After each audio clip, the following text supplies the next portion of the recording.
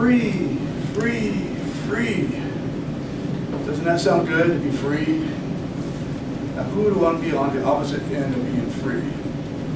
I don't see any hands being raised. Everybody enjoys their freedom, right? Of course, if we did not have freedom, we'd be very sad people. But being free, we're very happy people. And sometimes we take it for granted. I know a lot of times I do. I'm so free to do anything I want to do. I can free to choose, to go anywhere. But I never think about what it would be like if I did not have that freedom. It's very hard to think about. As I did some research, I found that there's lots of countries that don't really have that kind of freedom or freedom of speech. I did look up the terms freedom of speech, and what it boiled down to as a definition is the right of the people to express their opinions publicly without government interference. So we can say anything we want, and the government will leave us alone.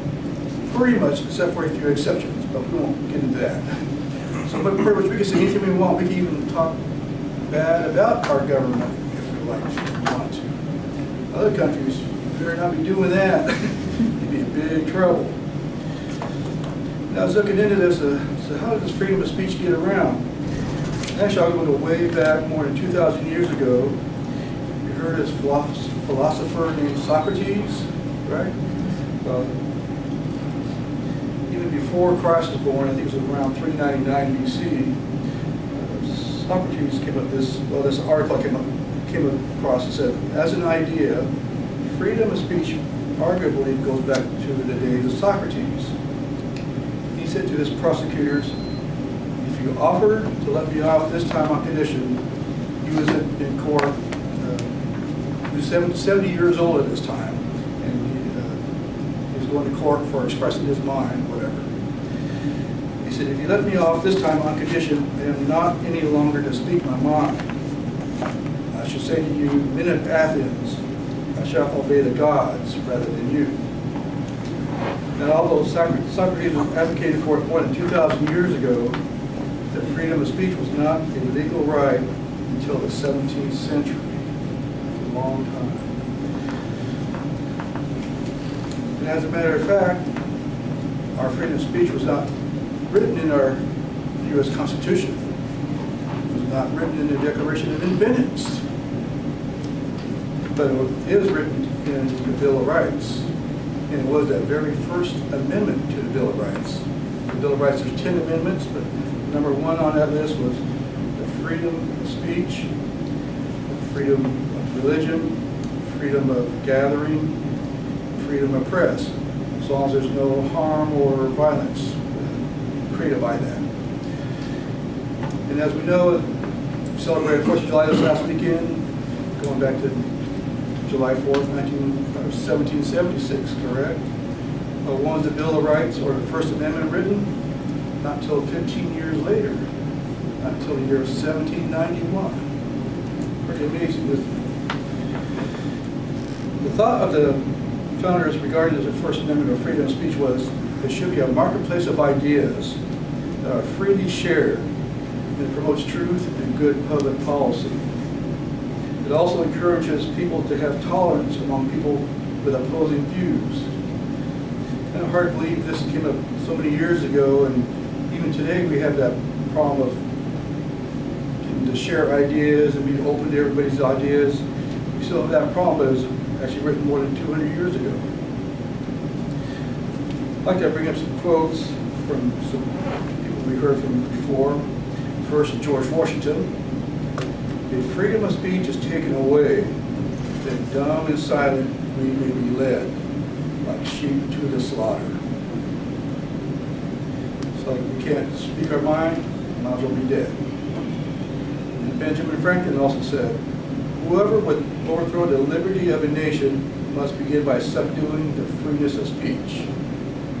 I'm sure that is also. And one more quote from Benjamin Franklin.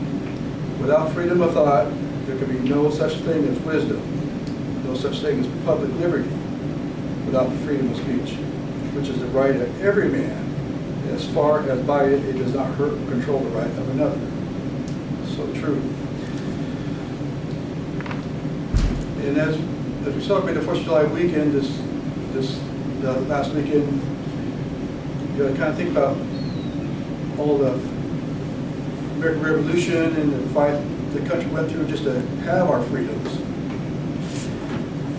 And sometimes we kind of take it for granted, of course. Sometimes there's just barbecue, softball games, you say, and lounging around, whatever. But that's part of having our freedom. We get to choose to do what we want to do, barbecue, softball, or whatever. The last few years, we've been starting a new tradition. My wife's daughter and her husband, they usually go camping for the weekend. And that means they drop off their dog with us. Of course, the dog doesn't like sounds or gunshots or explosions. So we're like kind of like a grandparents for their dog. So well, what are we going to do? Where we're going to go? So, well, I guess we really can't go anywhere because we have the daughter's dog that's scared of all the noises. So we've been turning on the TV the last couple of years and watching the fireworks from Washington, D.C. and from New York City. And actually those fireworks from New York City are pretty darn impressive. Good thing I recorded that. But just kind of gives me reminds you how great a nation we have. We can talk about what we want, even against our own government, which I'm sure a lot of people do, but at least it's our government, not somebody else's government. And just like heard of Patrick Henry, another patriotic person of ours, he said, give me liberty, which is the same thing as give me freedom. He also put in there, give me freedom of speech, or give me death. So let's enjoy giving our speeches and sharing our ideas and opinions with others and celebrate as long as we possibly can. Mr. Joseph.